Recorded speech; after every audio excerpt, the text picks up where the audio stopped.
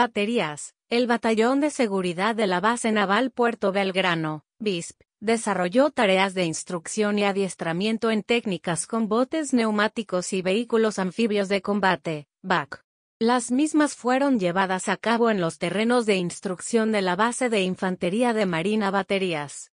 La Compañía de Vigilancia y Seguridad Delta, la Agrupación Perros de Guerra, APG, y la Compañía Comando y Apoyo Logístico del BISP incorporaron conocimientos y destrezas atinentes a las técnicas individuales y de conjunto en lo que respecta a las actividades básicas anfibias. Esto se logró gracias a la participación del Batallón de Vehículos Anfibios N Grado 1, quienes compartieron su experiencia y brindaron una plataforma integral para el desarrollo de habilidades. Parte del adiestramiento involucró el empleo de botes neumáticos, que favorecen el despliegue rápido y sigiloso en una operación anfibia por ser medios ligeros y versátiles. La instrucción se centró en técnicas de embarco, navegación, comunicación efectiva en el agua, tácticas de aproximación discreta y desembarco.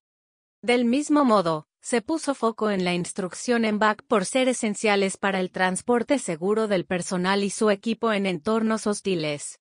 El personal del BISP aprendió conocimientos detallados sobre la operación de estos vehículos, incluyendo técnicas de desembarco, técnicas de recuperación en caso de contratiempos y maniobras defensivas.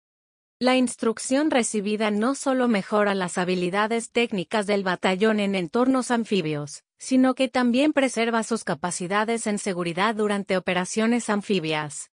Esta formación garantiza que la unidad esté preparada para enfrentar desafíos específicos asociados con la naturaleza compleja y dinámica de las operaciones en este tipo de ambiente.